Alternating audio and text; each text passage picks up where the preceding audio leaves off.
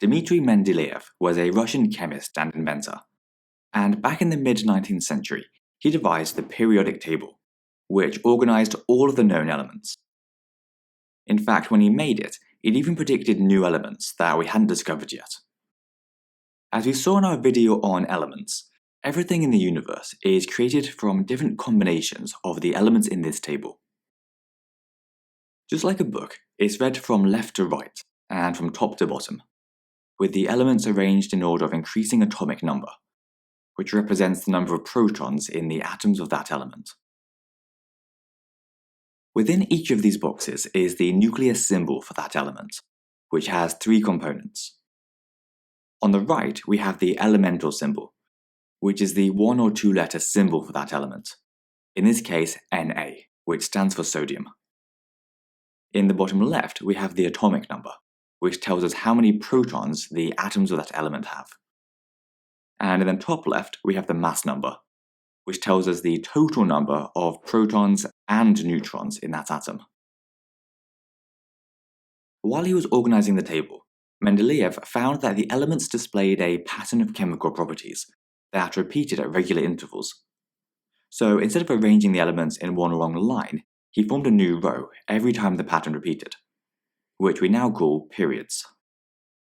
Because the patterns repeat with each new period, the elements in each vertical column have similar chemical properties, and we call each of these columns a group, starting with 1 on the far left and going to 7.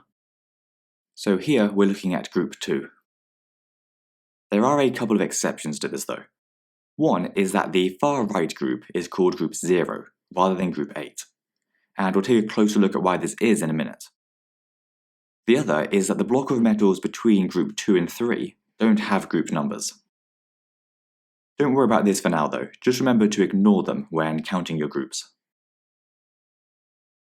The reason that elements in each group have similar chemical properties is that they have the same number of electrons in their outermost shell. And this is largely what determines how an element reacts. In fact, the group number actually tells you exactly how many electrons they have in their outer shell. So as we're looking at group 2, we know that every element in this group has 2 electrons in its outermost shell. Just make sure you don't get confused here. All of the elements in a given group have different total numbers of electrons. They just have the same number of electrons in their outermost shell.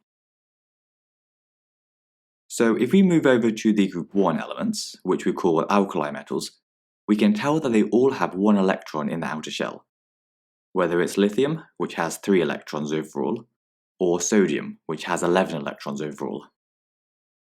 And it's this feature that gives all group 1 elements similar properties. For example, they all react violently with water.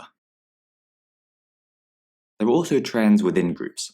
For example, the group 1 elements become more reactive as you go down the group, as we'll see later in a video specifically on group 1 elements. Group 7 elements, meanwhile, which we call halogens, all have 7 electrons in their outer shell, although these elements become less reactive as you go down the group. As we said before, group 0 is a bit different. These elements are called the noble gases, and they all have full outer shells. So argon, which has 3 shells, has 8 out of 8 in its outer shell, while helium, which only has 1 shell, has 2 out of 2. Because if you remember, the first shell can only hold up to 2 electrons. Because they don't need to gain or lose any electrons, the noble gases are all very unreactive. Sometimes you might see a zigzag line running here, from aluminium to polonium.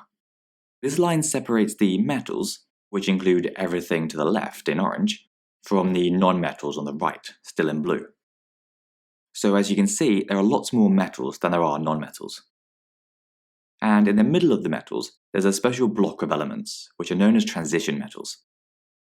We'll take a closer look at what these are in another video, just like we'll take a closer look at the group 1, group 7 and group 0 elements, and the differences between metals and non-metals. Before we finish, we just wanted to point out that if you Google periodic table, you'll probably see loads of different types. For example, you might find that the position of the mass and atomic numbers has been reversed. like the example of iron here. Don't worry about any of this though, the tables all show the same information, just presented in a slightly different way. And you can always tell which is the atomic number, because it will be the smaller of the two. And in your exam, the periodic table you'll get given will be similar to the one we've been using throughout the video.